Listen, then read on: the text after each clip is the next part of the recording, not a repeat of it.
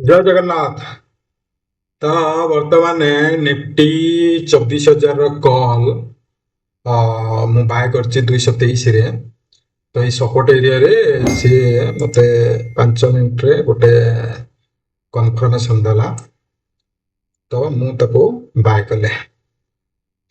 Simple logic, ଯଦି ୟା ତଳକୁ ଆସିଲା ଆମର ଷ୍ଟପ୍ ଲସ୍ ଟାର୍ଗେଟ୍ ଏଇଟା 304।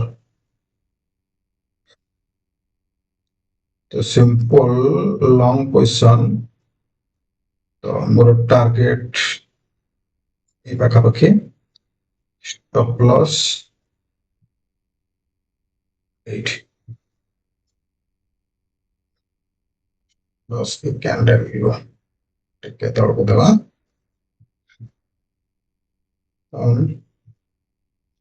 तो आमर स्टॉप लॉस और टार्गेट 1:2 रो टार्गेट रखीचे। तो जदि स्टॉप लॉस खाइला आमर स्टॉप 41 पॉइंट और टार्गेट 81 पॉइंट।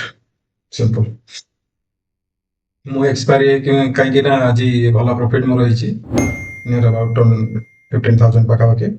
तेणु मुझे गोटे सिंगल लॉट काम कर 40 पॉइंट स्टॉप लॉस देले भी मत किसी फर्क पड़ोनी।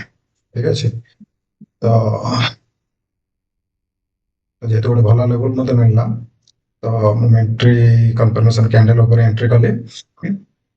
तो प्लस 8 कैंडल लो टार्गेट। तो कंटिन्यू। तो हमें टार्गेट 287 सॉरी 304। तो अपोजिंग किसी एरिया नहीं।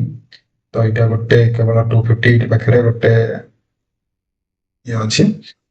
तो आम देखा मार्केट हमको केमती रिएक्ट कर। Wait and watch.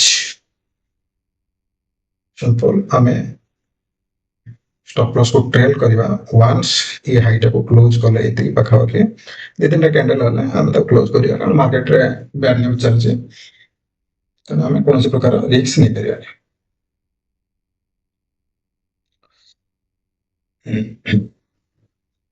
तो 516 पाखापाखि मोर प्रॉफिट चलছে 503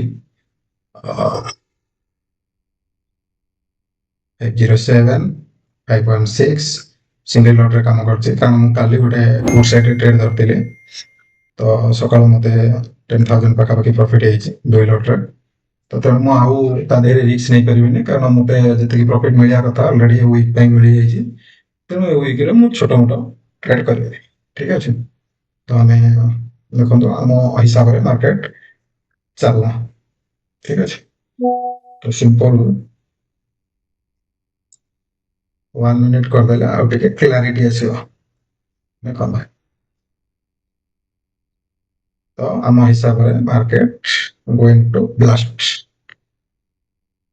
ओके। तो लेवल को वेट करिवे। मार्केट खसिला मु चाहते भी मार्केट एठो नहीं पारथांते, एठो नहीं पारथांते, किंतु मु वेट कली मो लेवल गोटे बनाओ। तो 5 मिनिट रे से मते गोटे बेस्ट एरिया बनै कि देला। ये देखो हेवी बुलिश कैंडल। तेणु मु ता ऊपर गोटे बाय प्लान करबे। ठीक अछि। तेणु आमे स्टॉप लॉस एठी 182, टारगेट मिनिमम टारगेट 285। ठीक अछि। तो आमे मार्केट वेट करवा। मार्केट हमको जहाँ रिवार्ड दबो आमे से बाहर। तो 40 पॉइंट मु रिस्क नहीं माने नियर अबाउट 80 पॉइंट टारगेट मु बुक करिवे। ठीक अछि। तो सिंपल लाइव ट्रेड एंजॉय करंतो, है ना। तो मार्केट ता हिसाब रे चलला। ओके। तो आज मोर भल प्रॉफिट होइछि, तेणु मु पोजीशन चाहिए भी क्लोज कर परिवे। Okay done. आपण चाहिए भी वेट करि परिवे स्टॉप लॉस को ट्रेल दे करके। मोर आज गोटे गुड प्रॉफिट अच्छे, तेणु मु ताको हाथ छड़ा करिया को चाहू नहीं। ठीक अच्छे।